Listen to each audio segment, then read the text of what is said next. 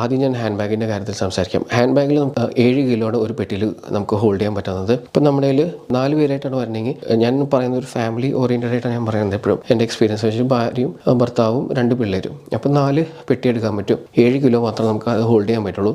അപ്പോൾ ആദ്യം തന്നെ നിങ്ങൾ ഈ പെട്ടിയിൽ വെക്കാണ്ട് നമുക്ക് രക്ഷപ്പെടാൻ പറ്റാവുന്ന കുറച്ച് സാധനങ്ങളുണ്ട്. നമ്മുടെ ജാക്കറ്റ് ഭയങ്കര സൈസാണ് നമുക്ക് ഈ വിൻ്റർ ജാക്കറ്റ്സിന്. അത് നമുക്ക് അത്യാവശ്യമുള്ള സാധനം കൂടിയാണ്. നമ്മളിപ്പോൾ USA വിൻ്ററുള്ള സ്ഥലത്തേക്കാണ് നിങ്ങൾ പോകണമെങ്കിൽ. അപ്പോൾ ജാക്കറ്റ് ഈ പെട്ടിയുള്ളിൽ ഒതുങ്ങില്ല. അപ്പോൾ നമ്മളെപ്പോഴും നമ്മുടെ മേത്ത് ജസ്റ്റായിട്ട് ഇടുക, അല്ലെങ്കിൽ കയ്യിലിടുക. ആ പെട്ടിയിൽ കയറ്റാണ്ട് നോക്കുക. അത് വെയിറ്റിലും കൂട്ടില്ല. ആ കയ്യിൽ പെടുന്നൊരു സാധനമായിട്ടാണ് അവർ കൺസിഡർ ചെയ്യുള്ളൂ. പിന്നെ അതുപോലെ തന്നെ കൺസിഡർ ചെയ്യാൻ പറ്റാവുന്ന ഒരു സാധനമാണ് നെക്ക് റെസ്റ്റ്. നിങ്ങൾ ഇപ്പോൾ ഇത്രയ്ക്ക് ദൂരം ട്രാവൽ ചെയ്യുന്നതാണ്. 31 hours ഉണ്ടായിരുന്നു എൻ്റെ ട്രാവൽ.